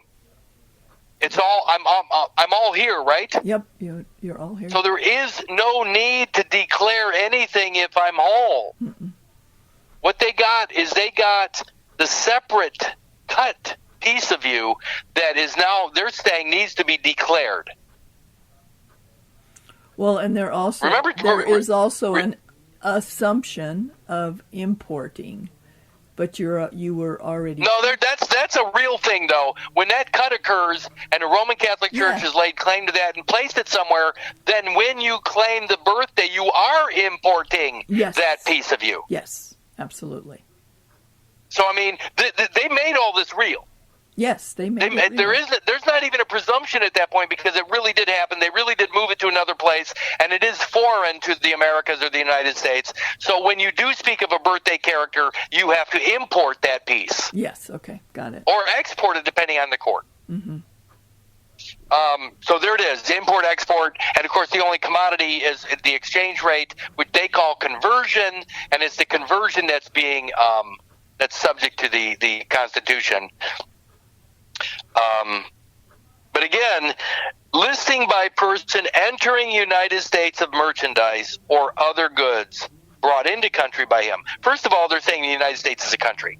In this statement, the definition, the legal definition of declaration says listing by one person entering United States of merchandise or other goods brought into the country by him. into country by him. So the implication is that the United States is a country. Mm-hmm. Not it's a corporate business, Kurt. No, that in this definition it's not. Mm-hmm. It's a country. Mm-hmm. And the United States of America is where Illinois is located. Mm-hmm. Illinois might be geography upon the Americas identified by rocks or stones or map. Illinois is in the United States of America. Mm-hmm. It is not in America. Does that make sense? Yeah, is it in the United States then? The United States is an idea Right. laying over the top of a geography, a physical world. Mm-hmm. And I'm going to use America's as a physical location for ease, but realistically, where I'm sitting right now doesn't have a name. They're going to call it Florida, they're going to call it America, they're going to call it something, but it's just land. It's just substance. Uh-huh. But Illinois is a part of the United States. Okay. If I speak of Illinois, by its very existence, it is part of the United States. Okay, got it. But Illinois does not exist separately from the United States. Mm-hmm. So where I was in time and space, where I came into this physical world, in reality, in substance, there are no fictional realms. Even the word America doesn't exist. Right. But I physically showed up here Mm-hmm. at this, wherever that was. Mm-hmm. Now, if it's in a hospital, in the city of Rockford or the township of Rockford, in the county of Winnebago, inside the Illinois or state of Illinois, then they're going to say that's the portal, that's where I came through the womb into this realm. Mm-hmm. So they're going to mark that place and say, Illinois. Mm-hmm. Now I'm in the United States. But if a piece of me doesn't make it to the United States, because it's cut off, then it's not in the United States, which means it either I have to export what is in the United States or import what is not in the United States to become whole. Mm-hmm. But if I'm already whole, Right. then none of their nonsense applies. Right. Does that make sense? Yeah, yeah. If it is necessary to import or export, then there's all kinds of different jurisdictions that you could enter into in that. But when you're whole, And that's the administrative process. yes. But if I'm That's- whole, that's- then that- none of that applies. No, it doesn't. It can't apply because reality, fictio cedit veritati, Yes. which means what? Fiction Fiction yields to truth. Mm-hmm. Fiction yields to truth, which means that once the truth is known and expressed and made available, then no fiction can exist. Yes. And that's where we're at on this stuff. Mm-hmm. Even the Bible talks about revelation. The very last book of the New Testament says revelation. What is that? Revealing. Revealing of what? The truth. Yeah. When the truth is revealed, that script goes away. Yep. It disappears. Mm-hmm. Even the Jews do not recognize the New Testament. Yep. Why would you? By the way, the Jewish calendar, the Anno Mundi calendar, begins at 0. Mm-hmm. Well, the Gregorian Latin Catholic calendar begins at the year 1. Yep. What happened all the time between 0 and 1? Yep. Lots of. That's the 40 weeks in the womb. That's where the Roman Catholic Church lays claim to, or gives the need, or that's the forgotten material that gives rise to the need of salvation. Yep. 0 to 1 is the missing link. Yeah. Well, it's this huge opportunity for fiction to be created. An administrative process to occur. In other words, they're just saying, listen, we got to put this orphan, we got to find the rest of his family. His suit. Oh, there they are. There's his money. There's his inheritance. We're going to just take some of this for our administrative fee Mm-hmm. because because we put Humpty hyphen Dumpty back together again, Jewish or Judeo hyphen Christian back together again. And by the way, the Judeo-Christian, Judeo is Old Testament, Christian is New Testament. So when the book is whole, Judeo-Christian or Old Testament, New Testament are one, then they're saying that you're whole, and that's what the Bar Association is doing. They're traversing, or they're filling that gap. They're making it possible to reconnect you with your godly origin. They're like Sharon, who is that? Sharon is the ferryman that helps you across the river Styx. Yeah. The river Styx is the purgatory or the gap that's created by the cut itself. You got the unborn now and the born. In that space, that interstate space, is the river Styx. With two banks. Yeah. A bank on each side of the river, right?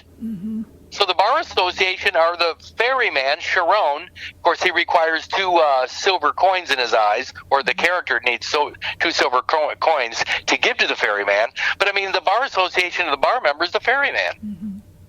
Reconnecting you with the other bank, the other side on the river Styx. Yep. So, yeah, you're importing it from one side or exporting it from the other side. There it is. That's exactly right. But either way, it's a fiction. And again, fictio cedit veritatis. Yep. Fiction yields the truth. Once the truth is known, fertilization, the last breath, all present and accounted for, then their nonsense has to shut down. Because now it's a fraud. And it's a fraud on the court. Now somebody's actually perpetrating a fraud upon the court. Yes. Which is your the person and his raiment.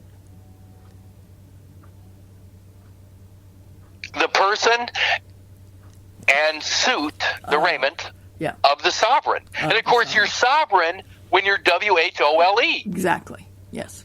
So your person, your body, the one you're using right now, and the suit, SUIT, that you are wearing in the womb, which is also the armor of God, or the Ark of the Covenant, which is the extra embryonic material, when you put all that together, that's the sovereign position, and it is also the court. Yes. And that's why the spiritual man is to be judged by no man, because he's the sovereign. Yes. And we don't use that word very often, but because people that are not don't have integrity, that are not whole, cannot be sovereign. If you claim a birthday, you can't be sovereign. If you claim salvation or the requirement of salvation, you cannot be sovereign. Yep. Can't be both. Yep. All or nothing. All or nothing. All right. Next paragraph is about my dad. Let's see if I can. There it is. Of course, what I did is I brought the president into with his own words, the Executive Order 13896. Crime, especially violent crime, denies people their unalienable rights to life, liberty, and pursuit of happiness. Well, guess what? The violent crime is the cutting. The first cut is the deepest. The first cut, the cutting, the cross cut. The cross cut. A C-section. People think, oh, the C-section, I had a cesarean section. A C-section is Caesar's cut, Caesar's section. They're cutting off Caesar's portion, the human creature that the pontiff is going to lay claim to through unum sanctum. What happens when you deny the cut? Because through your knowledge and knowing that the cut itself is the destruction of the whole man or the whole, that would be injurious to you, wouldn't it? Now, the best thing to do is just say, listen, I know the truth of the matter. It begins at fertilization. That's my knowledge. The beautiful thing is that am I going after anybody that's committed all these atrocities towards me since I arrived? No. I'm going to give them a door to escape through, and that door happens to be called fiduciary. Yes. Now they can act as fiduciaries rather than criminals. Yes. See the beauty of that? Yeah, yeah. Most people get angry and say, I want, but the reality is the truth. All it does is put them back into the capacity of fiduciary. fiduciary, so now they can apply the cut material, which is your equity towards everything in the form of payments. And that's why when Kevin sent his tax bill in and said, has not the blood of Christ already paid for this, and signed it as Kevin, whatever his name was, period, last name, they acted as fiduciary there. He gave him the choice. He gave them an out. Yeah, he gave him an out. And the beautiful thing about doing this is that as a pacifist, yeah, I'm not here to, the wrath of me, I'm not here to bring that wrath upon anybody. I'm going to give them every opportunity to do the right thing. Mm-hmm. If the only thing they can do, which is the only thing they have left to do at that point, is to act as a fiduciary and apply that material they cut and took from me as equity towards all payment upon everything, mm-hmm. then the question is already answered. Yeah. Does not the blood of Christ pay for this in a real-time fashion? Yeah, of course it does. It pays for it my whole life, as long as I'm breathing. Yep. The only time it doesn't is when I'm not breathing. Right. Well, and that's why our period is so important, yeah. because our period evidences the grace period, or the specific period that identifies the material that was cut. I am now making, I'm expressing that I know my godly origin. Here it is, Curtis R. period Kallenbach. The R period then evidences the biology that has been placed on deposit as equity to pay the bill. Mm-hmm. Anyway, you were going to say something before I forced myself over the top of you. Well, I was just saying that it is possible that event with Kevin shows that there are those who are willing to do what they should, which is when given the opportunity to be the fiduciary, they take that opportunity. That's all I'm saying. In that case, they did. In that event, they did. They did the right thing. They did the right thing. Now, who knows who did it? I mean, the guy that opened the envelope didn't know anything, probably. The guy that he handed it to, his boss, he says, "Hey, what the heck is this?" And he hands it to his boss, and his boss says, "I don't know," and he hands it to his boss, and maybe 2 or 3 removed from the guy that opened the envelope, all of a sudden it gets into the hands of some Jesuit that is now operating at the highest level in that office, because that's what they've done. They've placed themselves in these positions so they can actually handle this duality. Remember, they're the ones, remember who created this duality, whose goal it was to create this was Ignatius Loyola, the one that created the Jesuits. What did he want? He wanted the split personality so that then they could lay claim to the cadaver, because that's their motto, Perinde a cadaver, in a spirit or in the manner of a corpse. Yep. So that's how they've captured everybody, is everybody claimed to be the decedent estate, or the one that wants something from this decedent estate, or salvation, or birthdays, or whatever.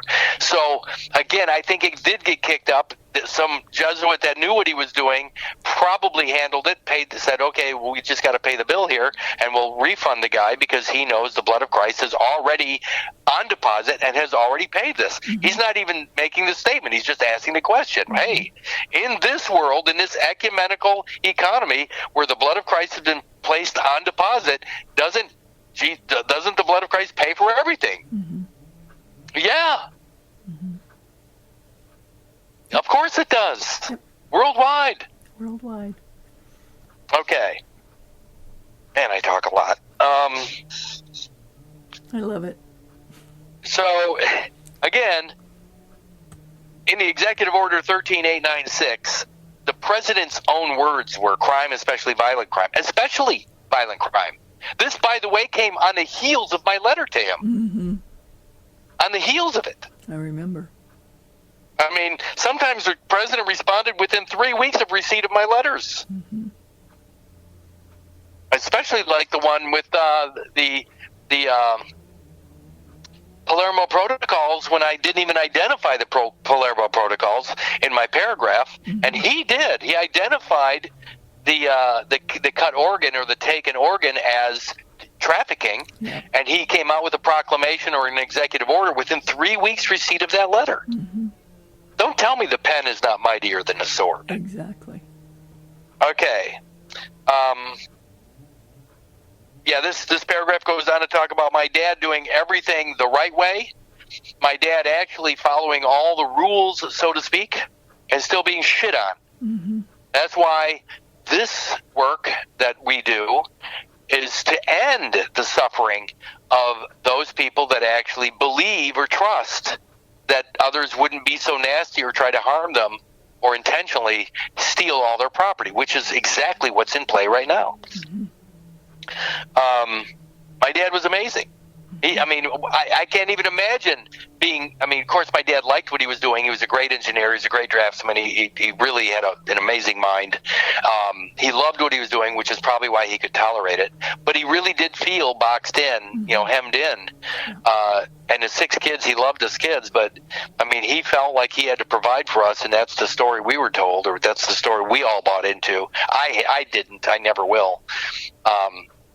But my admiration for my dad and what he did for us is it's hard to even imagine doing what he did.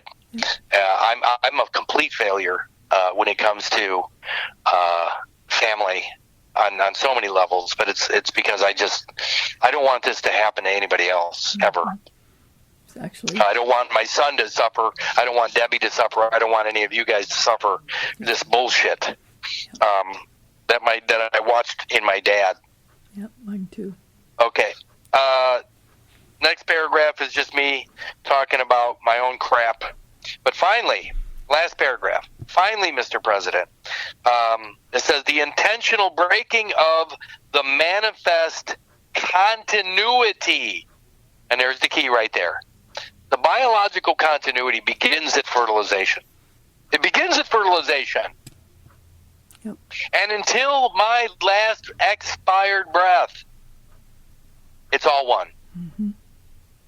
There is no 2, there is no 5, there is no 10. There's only one life.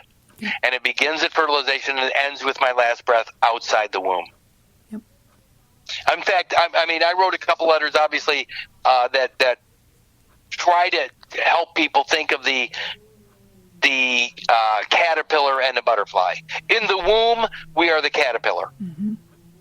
In the womb, we're surrounded by the chrysalis, and we're all that stuff.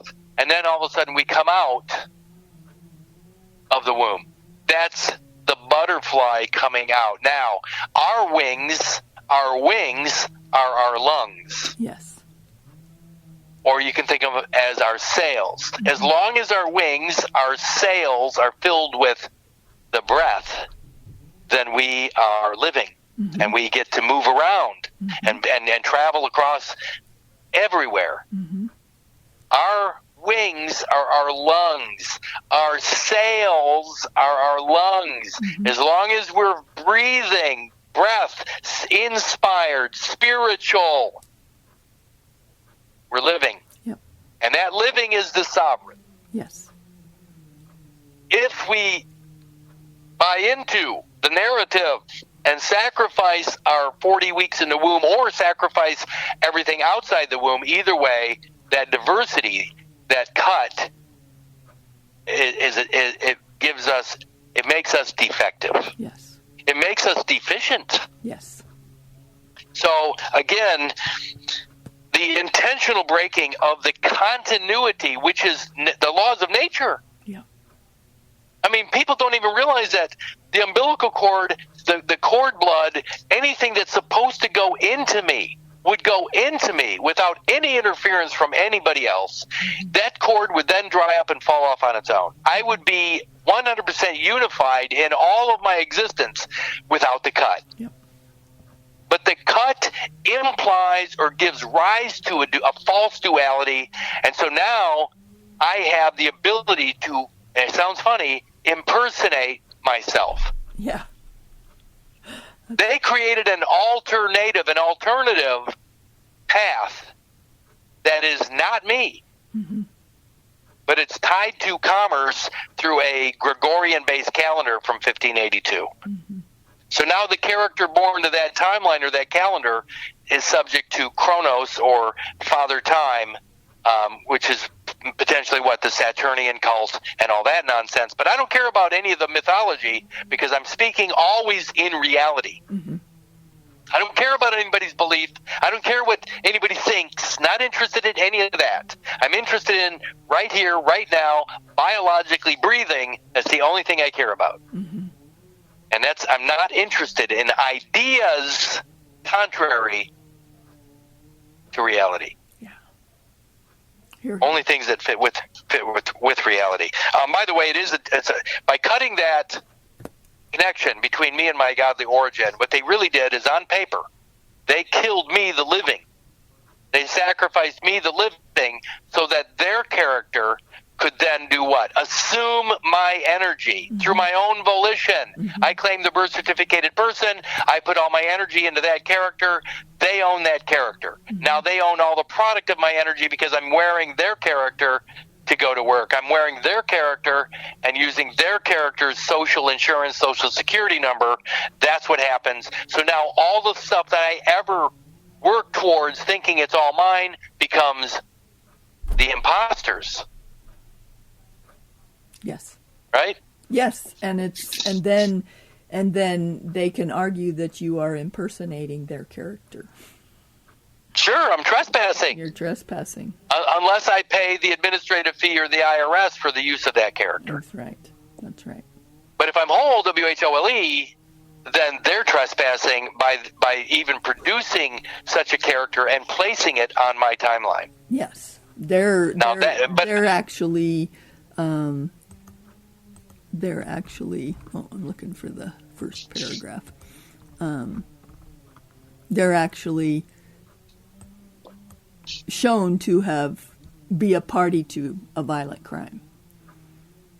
At that point, because their character, their birth certificated character only exists through an act of violence, then by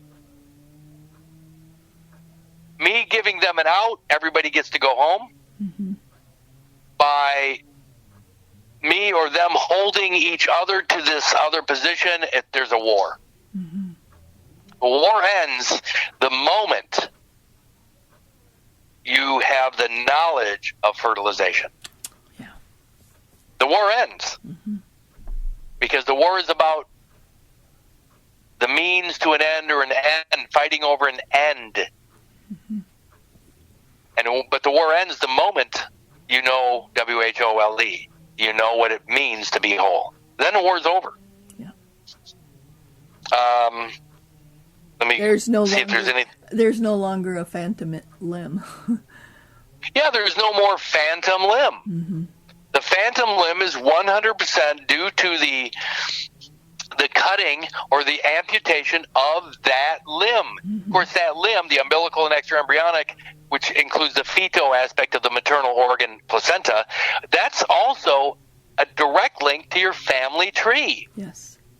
It is literally a felled, F-E-L-L-E-D, felled limb, a cut limb. Mm-hmm. So now you're disconnected from your own family tree. You become an orphan. Mm-hmm.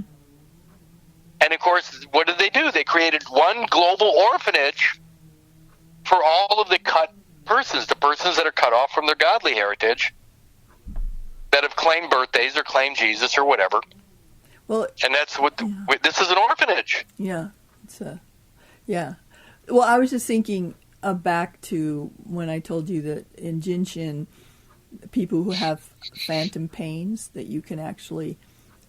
energetically you can reconnect that so there's no longer any pain, and it's like the knowledge takes away the pain of the phantom limb because it disappears. It's no longer there. There's no longer a phantom pain either because we're whole. We know. And it's exactly that. Mm-hmm. There's an energetic that goes along with this missing piece. Absolutely.